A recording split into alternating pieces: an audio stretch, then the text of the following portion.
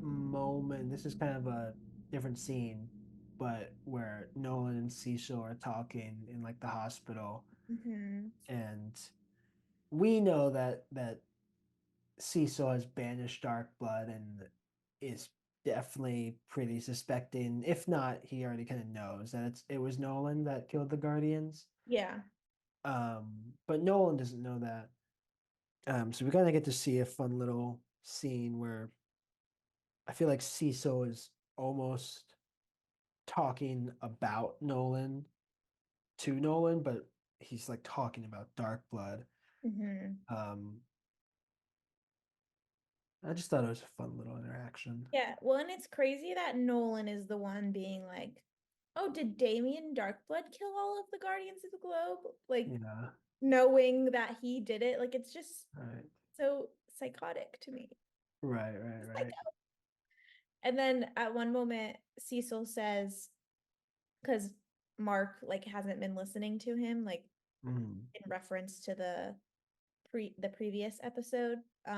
And Cecil says, "You're the most powerful man on the planet, and even your kid won't listen to you." And I was like, damn. I think that Yeah. struck a chord with Omni Man. That like he Yeah. can be a good superhero, but is he a good dad all the time? Maybe not.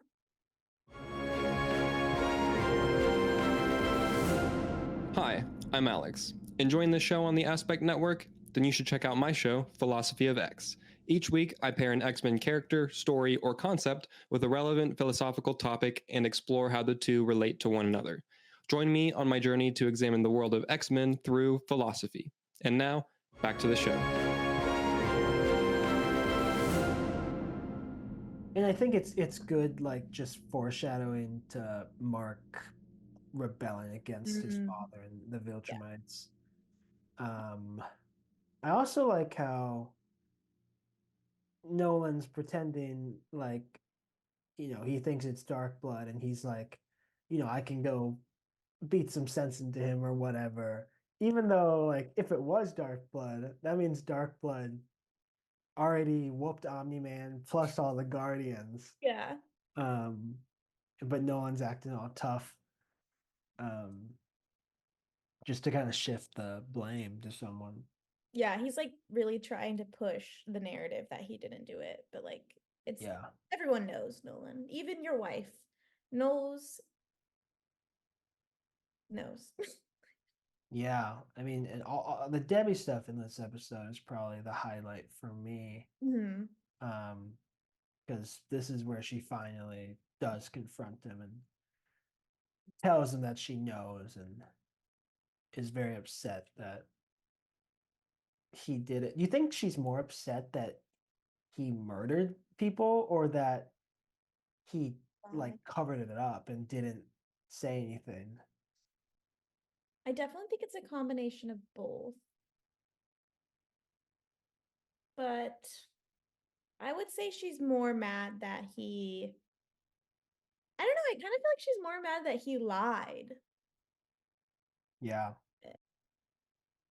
Because like I think maybe she thinks that like if he told her, maybe there would be like, well, and we see it, I think, in the next episode.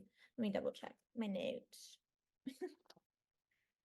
Um, yeah, we see it in the next episode, which we'll talk about in another episode.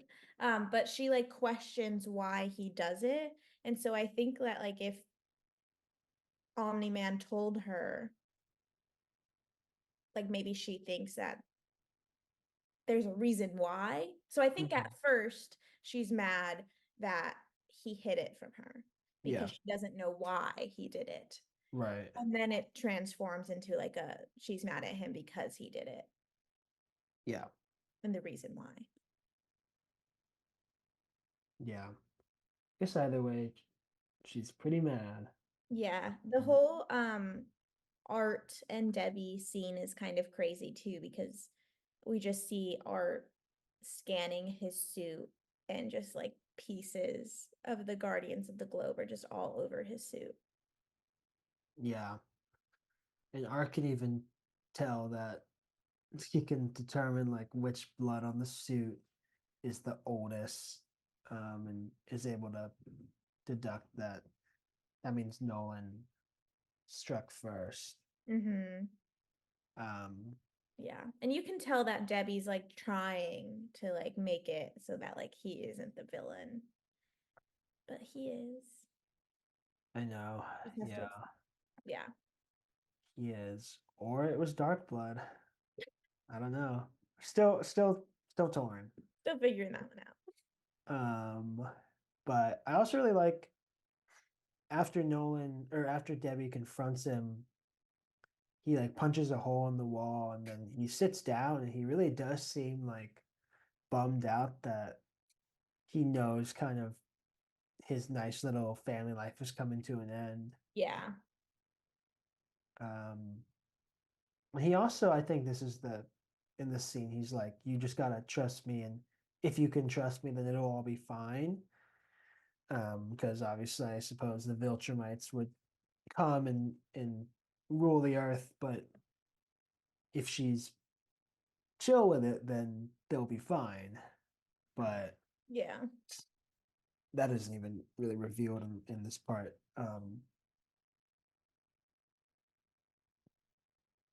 But back to the Sinclair storyline.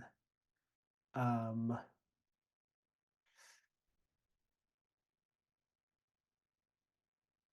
the Reanimator are pretty tough.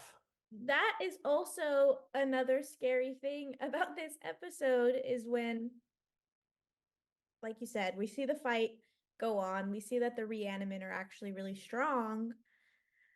But then we see the Reanimin, like his head, like this the little thing on his head comes off. And he sees a reflection of himself in the water, and then he commits suicide. Yeah, It's so scary. yeah, it's very like I again we've talked about kind of like Blade Runner, Westworld parallels to all the Mhm. Donald and Rick stuff in the next season, and it does kind of feel like that. Um, I don't know, because you would just have this like crisis, like seeing yourself and kind of slightly understanding that something's just really, really wrong. Yeah. When I think it also like in a way, at least it reminds me of like Robot's storyline. Because at one point Samson is like, how do you have so much emotion to Robot Mhm. regarding like Monster Girl? And I don't remember what Robot's response was, but Ooh. it was like I don't know. It was just like something about like him being more advanced so that he is like aware of human emotion. And Yeah. so like just all this just like robot and the cyborgs like recognizing themselves is just like scary in the way of like if like AI becomes that advanced that they like have emotions and they like understand like that kind of like human stuff. Mhm. Just scary what could happen.